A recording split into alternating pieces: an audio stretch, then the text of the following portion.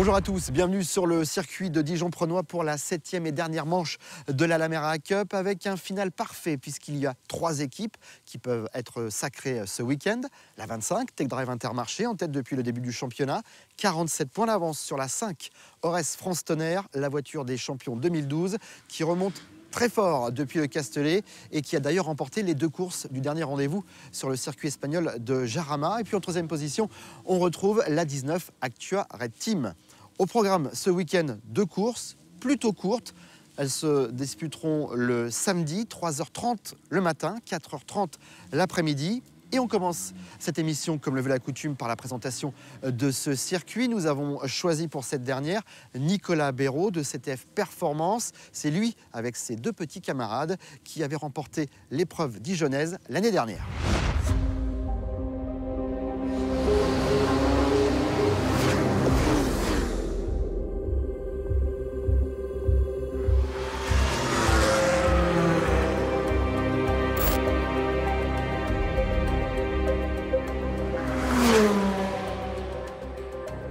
Bonjour, bienvenue sur le circuit de Dijon en Lamera Cup, circuit long de 3 km 801.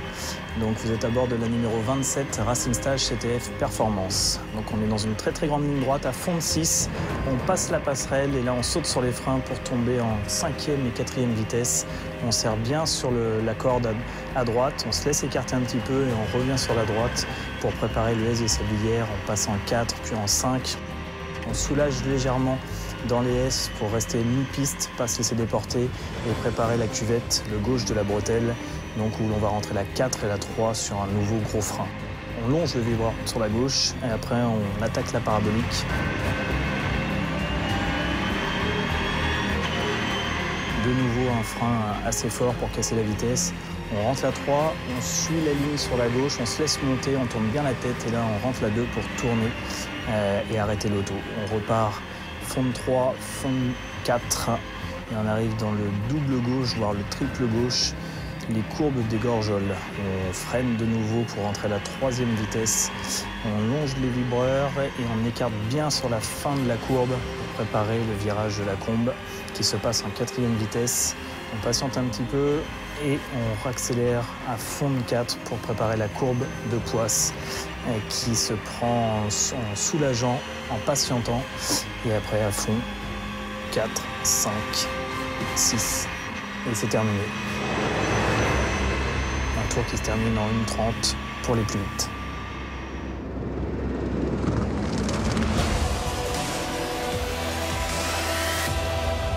Dans quelques minutes, les 31 voitures vont s'élancer pour la séance de qualification. Mais avant de savoir qui a signé la pole position, nous sommes allés à la rencontre des 3 écuries qui jouent le titre ce week-end et savoir ainsi dans quel état d'esprit ils sont arrivés sur ce circuit de Dijon-Prenois.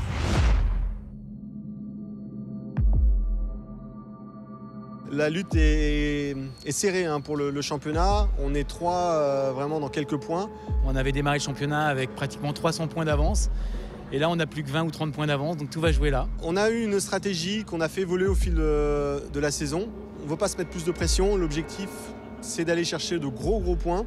On a eu beaucoup de problèmes en milieu de saison. Donc je pense qu'on a mangé notre pain noir et qu'aujourd'hui, ça va être un jour où ça va bien se passer. On va garder le même rythme. On va essayer de rester incisif. Aujourd'hui, c'est une course d'endurance, mais le rythme est si élevé en Lamera devant qu'on est obligé vraiment de se faire violence pour aller chercher des temps chrono. On aurait préféré soit une longue course, soit une seule course, ne serait-ce que par rapport à la petite avance qu'on a sur le championnat. Et on va être plus sur une course de sprint. C'est un petit peu moins notre force, même si effectivement, depuis 2-3 courses, on a bien progressé en vitesse pure. C'était pas gagné au Castellet, puis on a commencé à serrer les boulons et à gagner quelques courses. Donc on est revenu au championnat. On fait ça pour s'amuser d'abord, mais on a tous un esprit compétiteur. C'est une course d'endurance, les tactiques, c'est déjà à l'arrivée, comme toutes les courses, mais encore plus ici. C'est 2 courses qui vont être malgré tout assez rythmées, parce que c'est des petites endurances de 3h30, 4h30. On va regarder la même stratégie, laquelle, on ne sait pas, mais on garde la même. Il faudra simplement prendre le bon rythme et augmenter le rythme au fur et à mesure.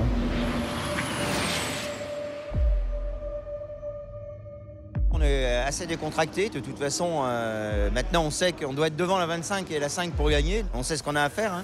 On l'est le plus vite possible et puis attendre, quoi. C'est une bonne pression, c'est une pression saine et c'est un circuit qu'on connaît bien, qu'on aime tous les trois beaucoup. On connaît le réglage de Dijon, on va essayer peut-être des réglages différents cet après-midi parce qu'on a un peu de temps et puis on prendra la décision pour les qualifs, quoi. Mais je pense qu'on est peut-être l'équipage le plus homogène du plateau, peut-être pas le plus rapide intrinsèquement, mais le plus homogène. Et les points comptent double ici, donc on va essayer de gagner le titre, on est là pour ça de toutes les façons.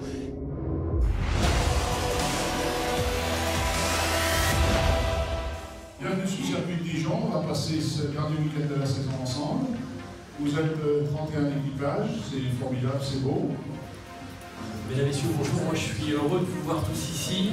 Je vous rappelle que c'est la finale. Avec 31 voitures et un suspense total pour le championnat, la Lamera Cup termine cette 4e édition en beauté. Après 5 heures d'essai libre où les écuries de pointe ont travaillé sur les derniers réglages, place au qualif avec à la clé 30 points à récupérer. Petit rappel pour ceux qui n'ont pas encore suivi, 2 pilotes vont rouler 15 minutes chacun et leur meilleur temps est ensuite additionné. Dans la première partie, tout le monde surveille les temps de la 25, la 5 et la 19. Mais c'est la 27, CTF Racing Stage qui va signer le meilleur temps grâce à Nicolas Béraud. Comme quoi nous avions eu raison de lui demander de nous présenter le circuit. La pole n'est pas gagnée pour autant puisqu'il faut maintenant attendre la 2e séance. Au cumul des 2 temps, on retrouve 7 voitures en moins d'1 seconde. Du côté de la 19, Actuare Team, ça ne passe pas. Elle s'élancera de la 4e ligne. Pas de points supplémentaires non plus pour la 5 et la 25 qui partiront l'une à côté de l'autre sur la 2e ligne. Chez CTF Racing Stage, on espère une première pole, mais ça sera le 2e temps. Une belle satisfaction tout de même. On a bien travaillé la séance d'essai et franchement ça a payé parce qu'on a amélioré à chaque changement de pilote nos petits réglages, on a affiné, on a trouvé des bons. Et là on est à l'aise avec l'auto sans forcer sur la mécanique, on est dans le rythme, dans le match. Les 30 points et la pole reviennent à la numéro 6, Aurès Leclerc, la plus rapide sur cette séance, mais aussi sur la suivante qui détermine la 2e course de ce week-end. Je vais être obligé de dire merci à quelqu'un, c'est Emmanuel Orgeval, monsieur champion du monde pole position de la Lamera. J'ai eu la chance de pouvoir me mettre dans son aspi et de me concentrer sur lui. Alors je vais moins vite que lui, mais sur un circuit comme Dijon, dans la ligne droite, l'aspi, ça compte énormément. J'ai pu en profiter, ça m'a aidé à faire le chrono, pas le meilleur, mais avec Olivier Porta qui a bien assuré avant. Voilà, c'est la pole. Mais merci, je vais quand même dire merci à la 20, elle m'a un bout aidé. Et alors que certains pilotes ont décidé de se coucher tôt, d'autres profitent des soirées Lamera Cup, avec pour cette dernière le thème Halloween.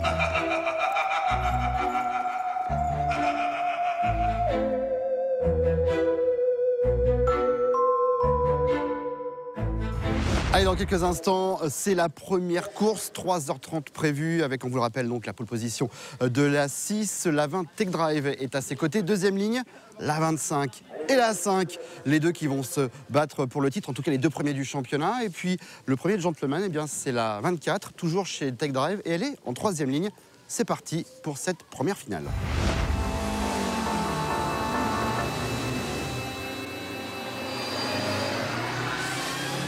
Juste avant la mise en grille, on va demander aux pilotes de bien vouloir se mettre en place pour entamer le dernier tour avant la mise en grille de cette finale. Lamera Cup.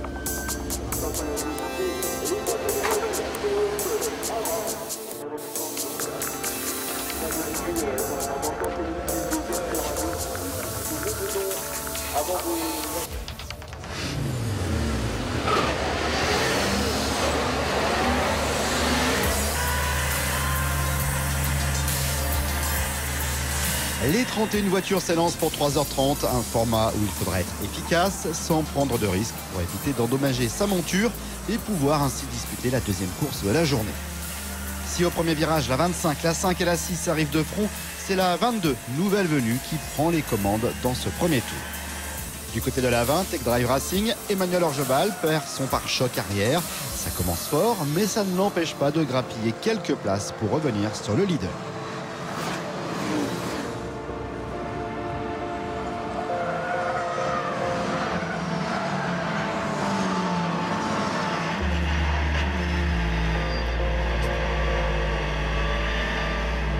Mais Mais après 3 tours seulement, le safety car rentre en piste. Anthony, le fils d'Éric Comas, freine au panneau trop tard. Mais l'ex-pilote de Formule 1, est-il nécessaire de rappeler, prend cet incident avec beaucoup de recul. Quand on met le casque, on essaye de tirer la quintessence de la voiture. Et on essaye surtout pour le moment d'essayer de rendre l'équipage homogène parce qu'Anthony il travaille à Londres, il n'a pas l'opportunité de courir. Mon copain italien est architecte, donc je leur donne un maximum de temps de roulage pour être le plus homogène possible au niveau de l'équipage. Et bon, on mise un peu plus sur la deuxième course parce que la première, Anthony a visité la plage au premier virage. Donc, Car effectivement, pour Eric et Anthony, ce week-end doit rester sous le signe du plaisir et de la complicité entre un père et son fils. On a toujours eu envie de faire une course ensemble. Et quand j'ai grandi, c'était toujours moto. Et puis après, moi, j'avais fait un petit peu de compétition de moto avant de passer à la voiture. Et malheureusement, il a fallu que j'arrête. Et on n'a jamais vraiment eu l'occasion de faire quelque chose ensemble. Mais c'est vrai que ça a toujours été un rêve, un ultime rêve de faire peut-être les 24 heures du Mans un jour. Alors ensemble, alors c'est peut-être une première étape, voilà, on est bien content. Et en attendant les 24 heures du Mans, les 8 heures de Dijon. Eric est en tout cas impressionné par cette petite Lamera. Un beau compliment quand on connaît son palmarès et les voitures prestigieuses qu'il a pilotées.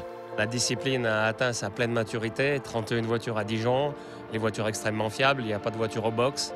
Donc ça y est, c'est vraiment une formule de promotion de gentleman qui est absolument aboutie, qui est très amusante, qui est sûrement l'unique cas mondial de family racing business, on peut l'appeler comme ça.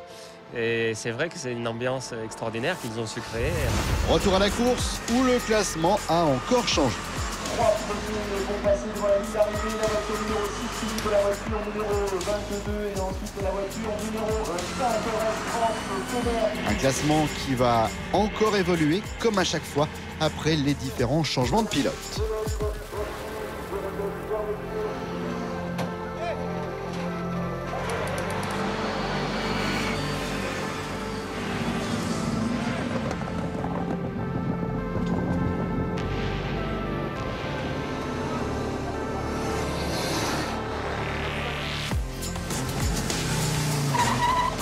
Il n'y avait pas de chrono dans la voiture, je ne savais pas du tout en combien je tournais. C'était en 33, 34, le meilleur que tu as fait c'est 32,9. Numéro 5, Horace France Tonnerre avec donc 82 tours de bouclé. La voiture numéro 25 en deuxième position, Tech Drive Intermarché à 166 centièmes de seconde derrière. C'est pas passé le Vous avez bien entendu, moins de 2 dixièmes d'écart entre la 5 et la 25. La 27, CTF Racing Stage est 3e.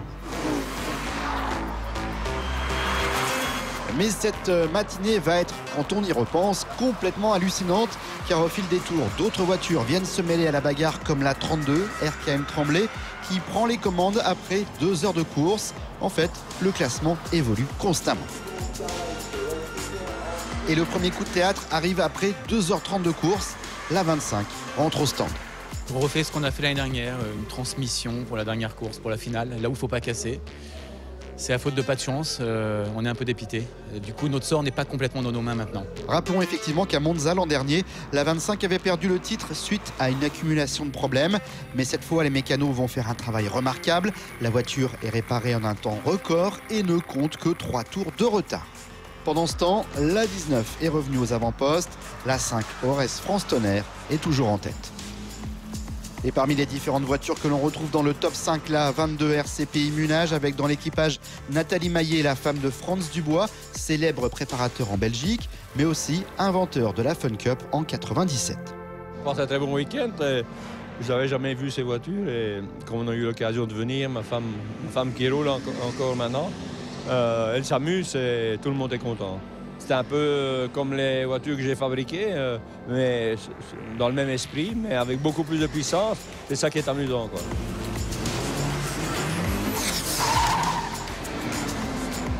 Je bloque beaucoup les freins. Fais attention à la répare si elle n'est pas encore cuite. On remet sur l'avant. Sur du slip, ouais. Non, nous, c'est toutes des contractions à chaque fois. Retour à la fin de course, alors que la 5 s'apprête à s'imposer et relancer le championnat. Elle termine au ralenti. Problème d'alternateur. Il faut qu'il passe encore au moins une fois. La 19 en profite, elle remporte la victoire et la 25 passe la 5 à quelques mètres du drapeau à damier. tout est encore possible. Tout le long, bataille en tête, un petit raté de toute notre équipe sur le premier safety car. On a joué, on était dans les temps, on a bien tenu notre place et avec un peu de chance à la fin, on arrive à passer P1 et fantastique. On a le réalisateur de 007 qui vient de nous appeler, il voudrait qu'on lui explique comment on fait pour le suspense. Non, on a de la chance, on a encore une belle bagarre, on a la 5 et la 25 qui finissent l'une derrière l'autre. Alors la 25 reprend quelques petits points à la 5, mais pas assez pour pouvoir se dire que là, ça y est, le titre s'est entériné. Donc ça va jouer jusqu'à ce soir, la dernière minute, le dernier tour, le drapeau damier, quoi. Mais avant de connaître le dénouement de cette 4e saison, prenons quelques minutes pour recueillir les impressions d'autres VIP venus rouler à Dijon, Margot Lafitte et Arnaud de Samer. Si Margot connaît bien la Lamera pour la faire essayer à des invités dans son émission V6 sur AB Moteur, elle n'avait encore jamais eu l'occasion de la tester. Alors Margot, tes impressions? Écoute, on a découvert la voiture hier sur des conditions de piste un peu mouillées. Et moi j'aime beaucoup ce genre de piste-là, donc c'était sympa aussi de voir la voiture dans ces conditions-là, pour voir si c'est piégeux, si c'est difficile. Et en fait la voiture est vraiment sympa à prendre en main, je trouve qu'elle n'est pas trop piégeuse, elle ne te prend pas trop en défaut.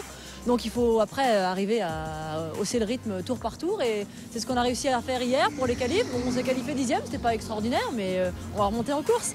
Arnaud, lui, est l'invité le plus rapide sur la Lamera dans cette saison de V6. Mais il n'avait eu le droit qu'à quelques petits tours sur le circuit de Dreux. Alors cette fois, ça change un tout petit peu. Là, les impressions sont magiques, c'est très puissant. Le circuit, effectivement, c'est différent de Dreux parce que là, on a des longues lignes droites où on peut dépasser les 200, des courbes rapides. Donc voilà, les impressions sont magnifiques. Tout ça est magique. Ça va pas me guérir du sport automobile, cette histoire. Pour ceux qui l'ignorent, Arnaud et Margot sont mariés. Ce week-end permet donc à la fois de tester enfin cette voiture, de partager un bon moment et voir comment monsieur se débrouille. Il y a peu de formules dans lesquelles tu peux rouler autant, 8 heures de course aujourd'hui. Donc ça sert à prendre de l'expérience et c'est ce qu'il fait lui. Et donc oui, c'est double bonheur de le voir progresser, de le voir évoluer. Et puis surtout, lui, c'est un dingue de ça. Donc ça me fait plaisir de le voir au volant d'une voiture un peu plus... comment dire, parce que j'adore la Fun Cup, mais c'est un peu plus un niveau au-dessus, quoi, tu vois, en performance. Donc ça fait plaisir de voir aussi ce qu'il vaut là-dedans, qui lui retrouve des sensations sur une voiture un petit peu plus performante. Et je pense qu'il te dira qu'il s'éclate, oui. C'est intéressant ce qu'il dit. Je comprends rien, mais rien compris. J'essaye de faire un mix entre le plaisir, l'attaque et les chronos, et puis pas gâcher le week-end avec un truc con, quoi. Voilà, hier j'ai fait un bac à sable pour rendre hommage à mon fils en bout de ligne droite. Ça, c'est le métier qui rentre, comme on dit. Et visiblement, il rentre plutôt bien, car les chronos d'Arnaud et sa progression forcent le respect. Et il ne serait pas surprenant que l'élève dépasse rapidement le maître. Bon, je surveille ses chronos, parce que si un jour il va plus vite que moi, ça peut fortement m'énerver, mais bon, pour l'instant, ça va. Elle est beaucoup plus rapide, donc il n'y a pas de rivalité. Et même au contraire, il y a une immense fierté de voir son épouse. Hier, elle est restée une demi-heure en haut de la feuille de temps sur les essais libres. Donc il y a évidemment une grande fierté, mais aucune rivalité. Non. Qu'elle vienne sur la scène de l'Olympia toute seule, et puis on verra. Après cette première course et ce finish hallucinant, place à la deuxième course. Vous le voyez, on fait les choses en grand pour cette dernière course de la Lamera avec des grid girls qui sont... Alors, donc, on a la pole position par la 6 Horace Leclerc, vous le savez. À ses côtés, la 27 CTF. La deuxième, c'est pas facile. La deuxième, la 19 et la 20. Troisième ligne, 5 et 25. Suspense et scénario parfait. Et puis en ce qui concerne le plus rapide, les gentlemen, je suis un petit peu ému, excusez-moi. Ça se comprend, ça suffit. C'est la 36 sur la 5e ligne. C'est la dernière, c'est un petit peu léger, mais place à la course cette fois-ci. 4 heures. Ça va envoyer. Qui sera champion? La réponse tout de suite en image.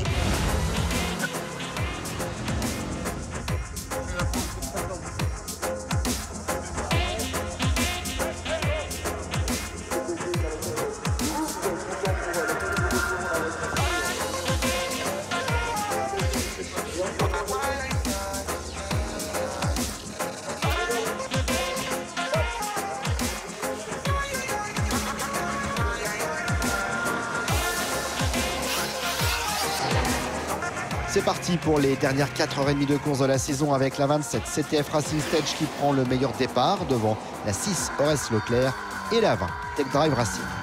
La 19 Actua Red Team, la 5 Ores France Tonnerre et la 25 Tech Drive Intermarché se suivent. Le ton est donné. Mais comme pour la première course, les leaders vont changer régulièrement. La 19 Actua Red Team est aux commandes après 1 heure, puis c'est la 36 des Comas père et fils qui s'empare de la première place après 2 heures. Dans la série des VIP, la 10 de Thierry Soave, Margot Lafitte et Arnaud de Samer sont aux portes du top 5, même s'il s'en est fallu de peu qu'Arnaud hérite d'un stop and go pour changement de pilote en dehors des fenêtres. Je suis pas encore bien au point avec le muret. Et donc je voyais mon numéro de voiture, mais je voyais pas in. Donc moi, quand je vois pas in, je rentre pas. Et c'est quand j'ai vu Wilfried faire des gestes comme ça sur le muret que je me suis dit, bon là, il faut que je rentre. Et je suis rentré 1 seconde avant la fermeture de la fenêtre. 1 seconde. C'est pas mal. On rentabilise. Avec 31 voitures sur la piste, il faut rester vigilant dans cette course au titre, car comme le veut la discipline, des pilotes débutants roulent également. Mais pour ces novices, ce week-end est tout juste parfait. J'avais juste pu essayer quelques kartings, comme tout le monde, je crois, auparavant. Et là, des vraies voitures de course en plus, parce que là, on peut dire on touche vraiment du doigt le dur.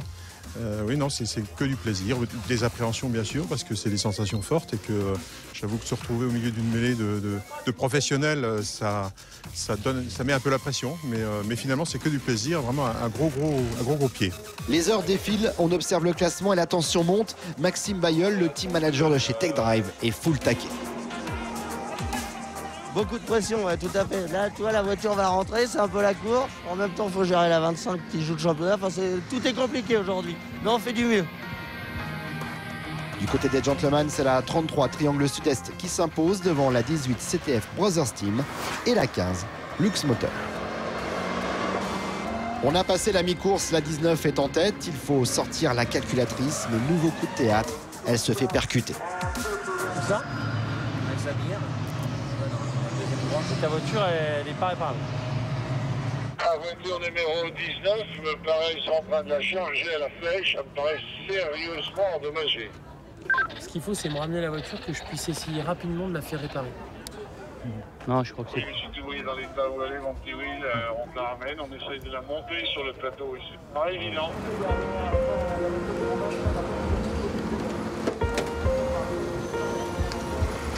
C'est pas bon, vous allez tout péter là. Arrête, remonte là. Montez la voiture un petit peu. Descendez là, on va la soulever le plateau. Vous allez la péter avec les chariots, on va la soulever après. Vous allez la casser. Il faut aller rapide. Il faut aller rapide, allez go.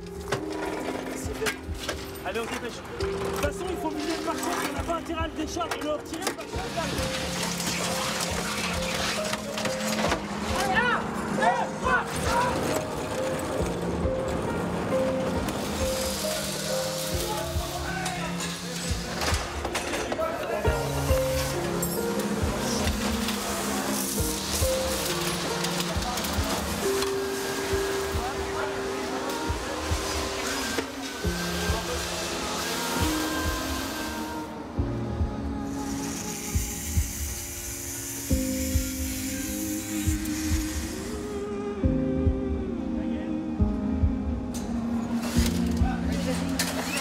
Ce qui a été magnifique, c'était la solidarité de tous les mécanos en gros de DTM, qu'on remercie d'ailleurs.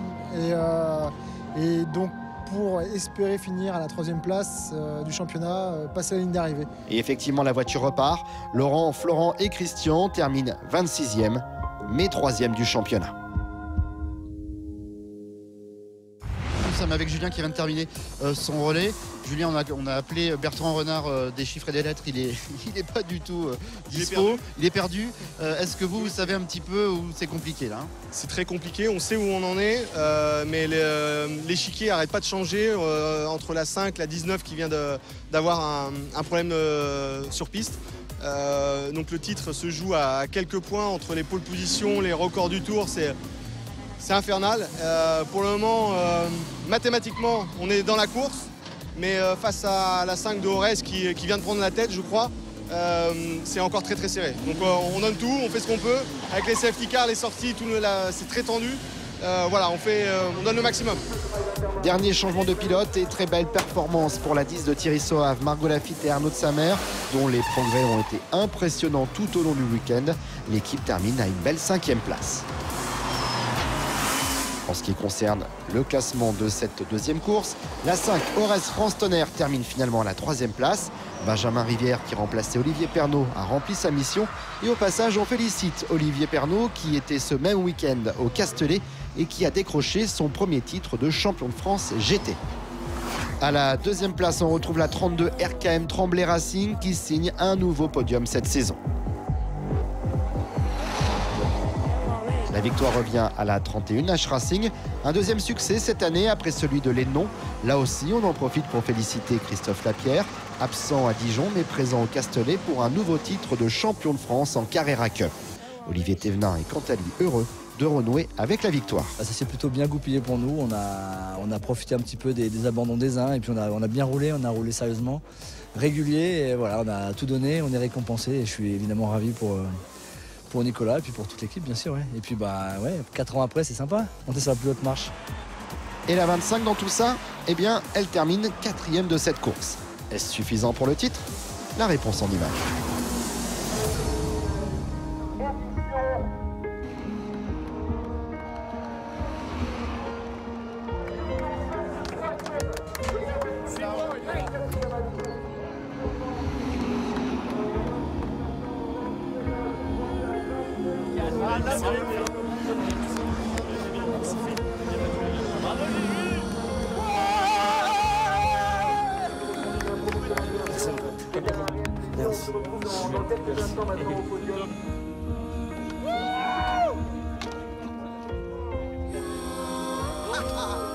C'est beaucoup d'émotions, c'est beaucoup de travail. Donc j'ai encore un peu de mal à trouver mes mots, mais ouais, voilà. Donc le doublé l'année prochaine. Hein. On verra. Mais oui, maintenant on n'a pas le choix de revenir. J'ai été tendu là toute la journée avec ce qui s'est passé l'année dernière à Monza où on est passé un petit peu à côté. Là, on avait à cœur de bien finir. On a eu une petite déconvenue ce matin et donc finalement tout a bien tourné en notre faveur. C'est un soulagement énorme. Je suis très content pour tous les gars qui font un travail formidable sur la voiture, pour Max, pour mes coéquipiers, pour moi aussi bien sûr. Et voilà, c'est génial. On va bien dormir ce soir, on va bien arroser ça aussi.